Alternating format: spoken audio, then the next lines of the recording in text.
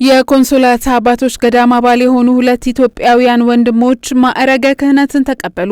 በ19ኛው ክፍለ ዘመን በቅዱስ ጁሴፔ አላማኖ የተመሰረተው የኮንሶላታ ማርያም ገዳም አባል የሆኑት ዲያቆን ሶሪ ቡራዩና ዲያቆን ታሪኩ ዘለቀ ነሐሴ 17 ቀን 2018 ዓ.ም በአዲስ አበባ ሀገረ ስብከት ስር በሚገኘው ኮንሶላታ ማርያም ቤተ ጸሎት የክህነት ማዕረግን ከብፁዕ አቡነ ማርቆስ ገብረ መድኅን ተቀብለዋል። በክህነት ስነ ስርዓቱ ላይ የኢትዮጵያ ኮንሶላታ ማርያም ማህበር አለቃ ክቡር አባ ታመነ አሳሮ፣ የኢትዮጵያ ጳጳሳት ጉባኤ ጠቅላይ ጸሐፊ ክቡር አባ ከተማ አስፋው፣ ካህናት፣ ገዳማውያን፣ መነኮሳት፣ ምእምናንና የሁለቱ ዲያቆናት ቤተሰቦች ተገኝተዋል። ብፁዕ አቡነ ማርቆስ በዕለቱ ባሰሙት ቃለ እግዚአብሔር የኮንሶላታ ማህበር ጥሪ ድንበር የለሽ ነው ብለዋል። ብፁዕነታቸው ቀኑ የደስታና የምስጋና መሆኑን ጠቁመው ኮንሶላታ ለኢትዮጵያ ታላቅ ባለውለታ መሆኗን ገልጸዋል።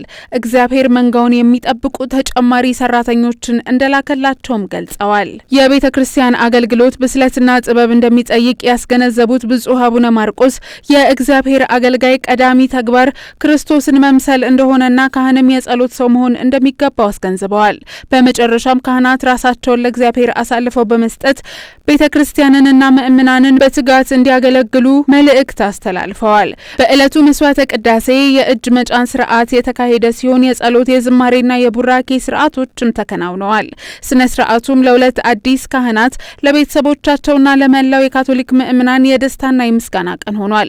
የዲያቆን ሶሪ ቡራዩና የዲያቆን ታሪኩ ዘለቀ ወደ ክህነት ማዕረግ መቀባት ለኢትዮጵያ ካቶሊካዊት ቤተክርስቲያን ተጨማሪ አገልጋዮችን ያገኘችበት የምስጋና ቀን ነው። የኮንሶላታ ማህበርም የክህነትን ጥሪ በማበረታታትና አዳዲስ አገልጋዮችን በማፍራት በኢትዮጵያ የሚያበረክተው ሚና ማሳያ ሆኗል።